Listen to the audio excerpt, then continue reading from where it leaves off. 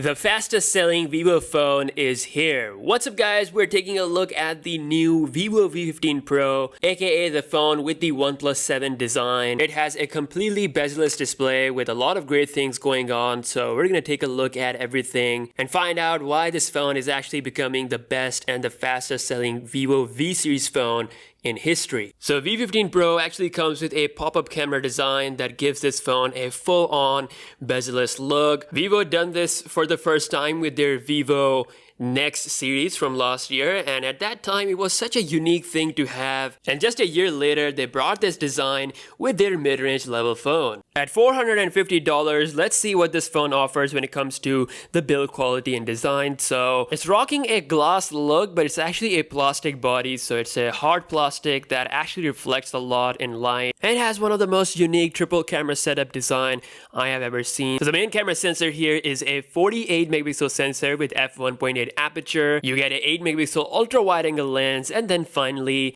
a 5 megapixel depth sensor. Now it may not be as premium as a gloss phone, but still because of the plastic, if you actually drop this phone, it's not gonna crack like a gloss phone, so you don't have problem with that. Now taking a look at the top of the phone, you can see we have the 3.5mm headphone jack along with a pop-up camera setup. This is where the front camera will pop out, and because of this you get a full-on bezel-less display that is free of notch or any hole. So the display is actually something that sets this phone apart compared to the competition. So it's coming with a 6.3-inch Super AMOLED display. It looks really stunning, and it's actually really bright as well. This is how it looks side by side against the iPhone XS Max. You can see no bezels. It's a very clean, fresh look. Now, watching media, especially watching YouTube videos on this display, is a great experience. Again, no notch or hole gives you a full experience uninterrupted. So it's actually becoming one of my favorite phones to watch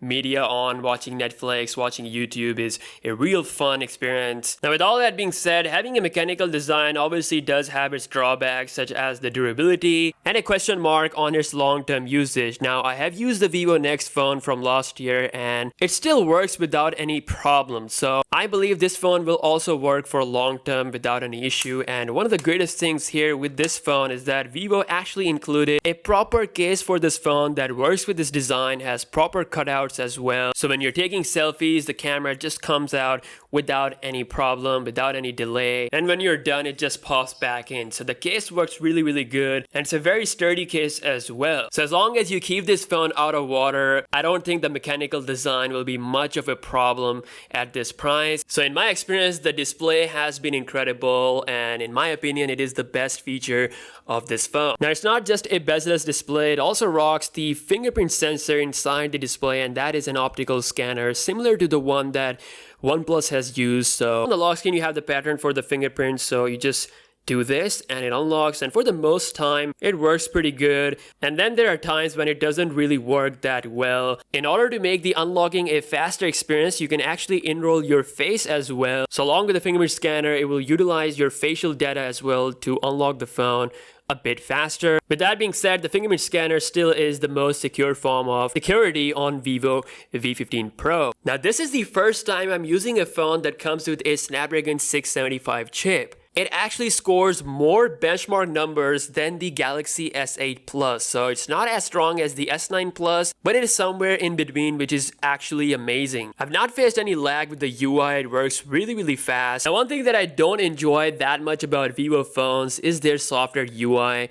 It actually comes with the latest version of the Android, which is the Android 9.0 Pie. You get dark mode and all that good stuff. There have been improvements this year, I have to say, but still it is mostly inspired by iOS. So with other Android phones, when you bring down the notification panel, you also get access to the quick settings, but Vivo has their own quick setting toggles that you can only access by swiping from the bottom. Kind of like iOS used to have back in the days, but now they moved on to the top as well, but Vivo is still having this option from the bottom. While it's not a bad thing, I mean, you can easily access the control center without any problem just with one hand because of its large size. Still, it doesn't show you the notifications here. For that, you have to swipe swipe all the way from the top. So other than the looks of it, it does pack a lot of features. Features like app clone that allows you to have multiple accounts for apps like Facebook, WhatsApp, and Snapchat. You get split screen multitasking, one-handed experience, some really cool motion controls as well that allows you to launch certain applications with a really cool motion drawing, you can say. So on the lock screen, if you actually shake your phone, it turns on the flash. It sure is packing a lot of cool features. Obviously, if you want to change the look of your phone, you can do that by installing a launcher. Other than that, here is the camera UI. It comes with so many features, and one of the best ones is obviously the night mode that allows you to take bright pictures in night situations, so you have more light and more detail. Overall, the picture quality has been really good from that back 48 megapixel sensor that actually takes 12 megapixel photos most of the time. But if you want to take a 48 megapixel picture, you can do that as well. But then you lose a bit of light. So I actually just used the default 12 megapixel mode. And it's pretty decent. The image have nice vibrancy. They are saturated. It has good processing going on. And thanks to the night mode, it does work good in the dark conditions. For the front camera, it comes with a 32 megapixel sensor. So you should be able to take sharp selfies. Although I'm not a fan of its skin tones. It is bright and kind of has this beauty effect, you can say. But some people do like it. It's about personal taste,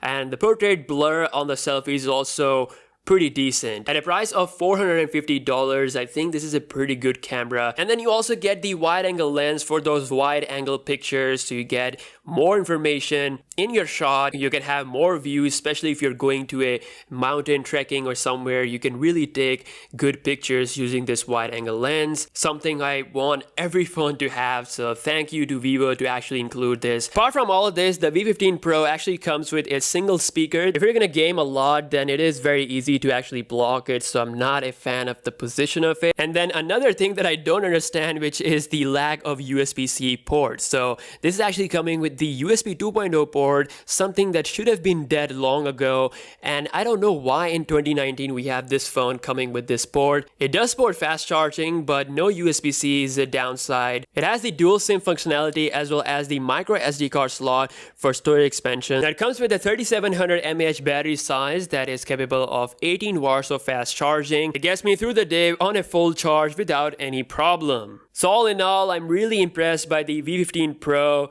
I can see why it's becoming the fastest selling Vivo phone from the V series. It's got a great camera for its price, a full-on bezel-less design with the in-display fingerprint scanner, the latest version of the Android with a really good battery life. The only downside is not having USB Type-C, but other than that, it's actually a really good phone. So I hope you guys have enjoyed this video. Please give it a thumbs up, and I'll catch you guys in the next one.